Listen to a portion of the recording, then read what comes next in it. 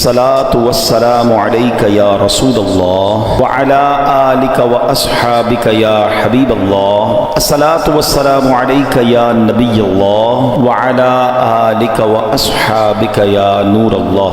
درود پاک پڑھنے کے بے شمار فضائل و برکات ہیں. بڑی خوبصورت حدیث پاک ہے. اس حدیث کے راوی حضرت عمر فاروق رضی اللہ تعالی عنہ ہیں. آپ فرماتے ہیں ان الدعاء موقوف بین السماء والارض. آپ فرماتے ہیں کہ دعا زمین و آسمان کے درمیان روکی جاتی ہے. لا يسعد منه شيء حتى تصلي على نبيك صلی اللہ علیہ وسلم. جب تک تو اپنے نبی پر درود نہ بھیجے وہ دعا بلند نہیں ہو پاتی. تو علماء فرماتے درود پاک ایک ایسا عمل ہے، ایک ایسا وظیفہ ہے جو مقبول ہی مقبول ہے. یہ نیت کر لیں، چلتے پھرتے اٹھتے بیٹھتے درود پڑھتے رہے. صلو علی الحبیب صلی اللہ تعالی علی محمد صلی اللہ علیہ وسلم. ایک بار ایک شخص بارگاہ رسالت میں حاضر ہوا، عرض کیا یا رسول اللہ صلی اللہ تعالی علیہ وسلم کوئی ایسا مومن بھی ہے جو جہنم میں باقی رہ جائے گا؟ فرمایا ہاں، ایک شخص جو جہنم کے گہرے گھڑے میں ہوگا اور اونچی آواز سے یا حنانو یا منان پکار رہا ہوگا. اس کی آواز بلند ہوگی، اس آواز کو حضرت جبرائیل سنیں گے، کہیں گے العجب العجب، عجیب بات ہے، عجیب بات ہے. پھر حضرت جبرائیل علیہ السلام اللہ عز و جل کے عرش کے سامنے حاضر ہوں گے، سر سجدے میں رکھ دیں گے. اللہ پاک فرمائے گا ارفع راسک یا جبرائیل، اے جبرائیل اپنا سر اٹھاؤ. حضرت جبرائیل علیہ السلام سر اٹھائیں گے. اللہ پاک فرمائے گا جبرائیل تم نے کیا عجیب چیز دیکھی ہے؟ عرض کریں گے یا اللہ میں نے ایک آواز سنی ہے، کوئی شخص جہنم کے گہرے گھڑے میں یا حنان یا منان پکار رہا. اللہ پاک فرمائے گا جبرائیل مالک یعنی داروغہ جہنم کے پاس جاؤ اور انہیں کہو کہ وہ بندہ جو یا حنان یا منان پکار رہا ہے اسے جہنم سے نکال لاؤ. حضرت جبرائیل علیہ السلام جہنم کے دروازے پر تشریف لے جائیں گے، دستک دیں گے، حضرت مالک باہر آئیں گے. حضرت جبرائیل علیہ السلام انہیں اللہ پاک کا حکم سنائیں گے. حکم سن کر حضرت مالک علیہ السلام جہنم کے اندر جائیں گے. ہمارے پیارے آقا علیہ السلام نے فرمایا جیسے ماں اپنے بچوں کو پہچانتی ہے، حضرت مالک ایسے ہی جہنم کو پہچانتے ہیں. اس کے باوجود آپ یا حنان یا منان کہنے والے شخص کو تلاش نہیں کر پائیں گے.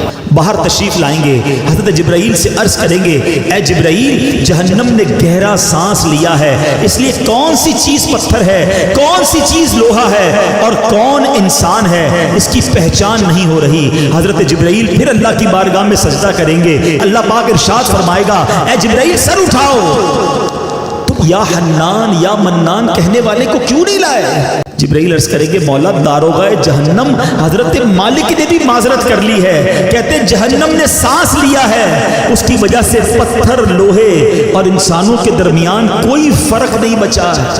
اللہ گویا سبھی جل کر جس کو کہنا کوئلہ بن چکے، کسی چیز کی پہچان نہیں ہو پا رہی ہے. اللہ پاک فرمائے گا جبرائیل مالک سے کہو میرا بندہ جہنم کے فلاں گھڑے میں فلاں کونے میں اس طرح پڑا ہوا ہے. حضرت جبرائیل جہنم کے دروازے پر جائیں گے اور حضرت مالک کو یا حنان یا منان پکارنے والے کا پتہ بتائیں گے. حضرت مالک جہنم کے اندر جائیں گے تو دیکھیں گے ایک شخص ہے، اس کے پاؤں اس کی پیشانی کے ساتھ اور ہاتھ گردن کے ساتھ بندھے ہوئے ہیں اور جہنم کے سانپ بچھو اس کے ساتھ لپٹے ہوئے ہیں. حضرت مالک اس کی زنجیریں توڑ دیں گے اور جہنم سے نکال کر حضرت جبرائیل علیہ السلام کے حوالے کر دیں گے. حضرت جبرائیل اسے عرش الہی کے سامنے لے کر حاضر ہوں گے، سر سجدے میں رکھیں گے. اللہ پاک فرمائے گا اے جبرائیل سر اٹھاؤ. جبرائیل علیہ السلام سر اٹھائیں گے. اب اللہ پاک اس بندے سے فرمائے گا اے میرے بندے کیا میں نے تیری بہترین تخلیق نہیں کی تھی؟ کیا میں نے تیری طرف رسول نہیں بھیجے تھے؟ کیا ان رسولوں نے تمہیں میری کتاب نہیں سنائی تھی؟ کیا میرے رسولوں نے تجھے نیکی کا حکم نہیں دیا تھا، تجھے برائی سے منع نہیں کیا تھا؟ تو بندہ ساری باتوں کو مانے گا، اقرار کرے گا یا اللہ تو نے میری بہت اعلیٰ تخلیق فرمائی، تیرے رسول بھی تشریف لائے، انہوں نے تیرے احکام بھی سنائے. اللہ پاک فرمائے گا پھر تو نے فلاں فلاں گناہ کیوں کیے؟ وہ عرض کرے گا یا اللہ میں نے اپنی جان پر ظلم کیا جس کی سزا میں مجھے جہنم میں ڈال دیا گیا.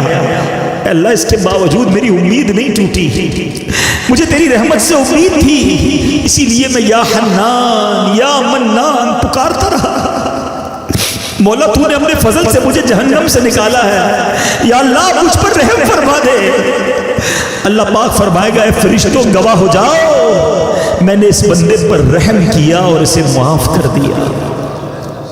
رحمت دا دریا الہی ہر دم وگدا تیرا، جے قطرہ بخشے میں کم بڑھ جاوے میرا، عدل کرے تے تھر تھر کمبن اچیاں شانہ والے۔ ہمیں تو پہلے ہی پتا ہے کہ اگر اعمال تولے گئے تو مارے جائیں گے، پکڑے جائیں گے، ہمارے گناہ ہی گناہ ہیں۔ اللہ ہم تو دنیا کی آگ میں ایک منٹ ہاتھ نہیں رکھ سکتے، جہنم میں کیسے جا سکیں گے؟ ہم آج کی رات تیرے عدل کے نہیں، تیرے انصاف کے نہیں مولا، تیری رحمت کے سوالی ہے۔ عدل کرے تے تھر تھر کمبن اچیاں شانہ والے، فضل کرے فضل کرے تو بخشے جا سکے، میں ورگے منہ کالے تجھے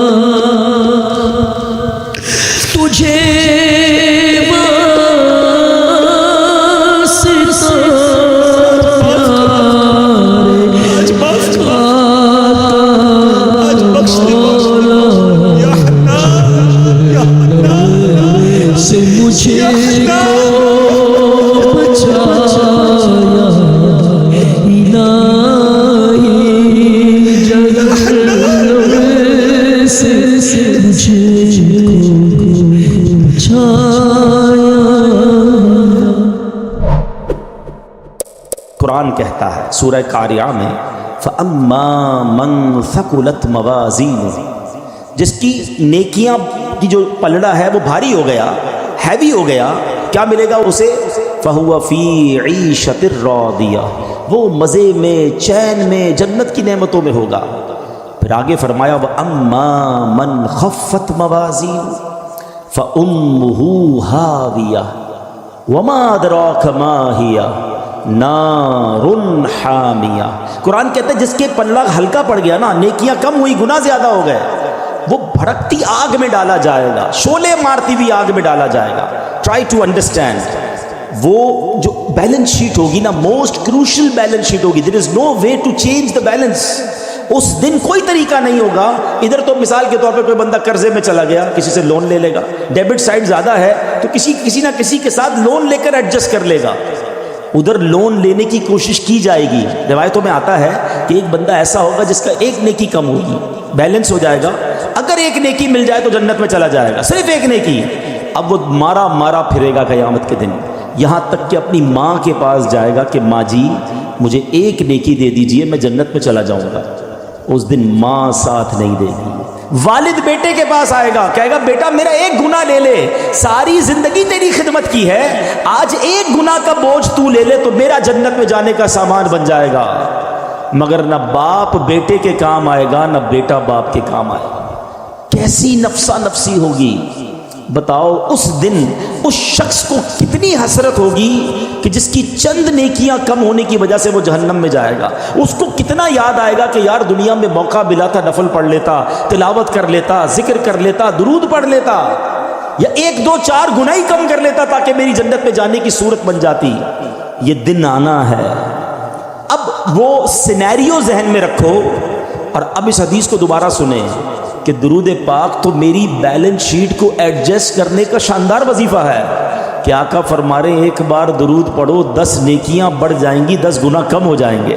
یعنی میرے نیکیوں کا وزن بڑھانے والا اور گناہوں کا وزن گھٹانے والا وظیفہ ہے۔ تو سچ بتاؤ پھر کتنے درود پڑھنے چاہیے؟ کوشش کیا کریں فضول کاموں سے بچ کر۔ بہت زیادہ ٹائم اپنے موبائل فون کے ساتھ ویسے ہی گپ شپ میں گزار رہے ہوتے ہیں، لینا نہ دینا، پتہ نہیں ساری سوشل میڈیا کی ویڈیوز دیکھنی ہیں۔ اس کے بجائے اللہ رسول کا ذکر کر لیا کرو، درود پاک کی کثرت کر لیا کریں، انشاءاللہ نامہ اعمال میں نیکیاں بڑھتی رہیں گی اور گناہ کم ہوتے رہیں گے۔ اللہ مجھے بھی اور آپ کو بھی کثرت کے ساتھ درود پاک پڑھنے کی توفیق عطا فرمائے۔ آئیے مل کر محبت کے ساتھ با آواز بلند درود پاک پڑھ لیں۔ صلو علی الحبیب۔